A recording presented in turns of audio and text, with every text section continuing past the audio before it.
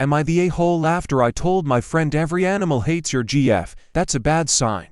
My friend Chris 22M has been dating this girl Beth 23F for about 2 months. Before I even had met her, she didn't sound too great. From how Chris described her, she sounded hung up on her ex a bit, and she's known to lie a lot. So already not a great start. I also know that she has a dog. When we were all in VC together, she was trying to pick up the dog, but it kept running away. I didn't think much of it. In my mind, it was a dog that just didn't want to be hugged like that and wanted space. First time I met her was at a house party, and the owner of the party had 3 dogs. Me, Chris and Beth decided to go over and see the dogs. Me and Chris started petting, and as soon as Beth came in they growled at her. It could be that they smelled another dog on her, or they could have hated her perfume. She told them to f off and just stormed off childishly. Another time I saw her was at a gathering and Chris's house, and he has an elderly cat. Her name is Wendy, friendliest cat ever. I saw Beth approach Wendy to pet her. She hissed at her and ran. I've known Wendy for years, and I've never seen her act like that. She's a real softie, but that scared the shit out of me. I've always had the hunch that if animals don't like a person, it's a bad sign. I said to Chris when he came back, "Dude, every animal hates your GF, what is going on? That's a bad sign," and laughed. It was more jokey and lighthearted when I said it. He said that's not even a thing. Wendy will warm up to her. Now I feel like an a-hole saying it. It was just a gut instinct to say it. I honestly see it as a red flag. I asked my mates on VC, have you guys seen Beth being hated on by animals? Or is it just me? And I heard howls of laughter. Apparently it's just a common thing for Beth. And last time it happened was at a dog-friendly pub. Am I the a-hole, or do you believe in this kind of thing too? Is it a bad sign if most animals don't like someone? Edit. I feel like this is valid to put in, and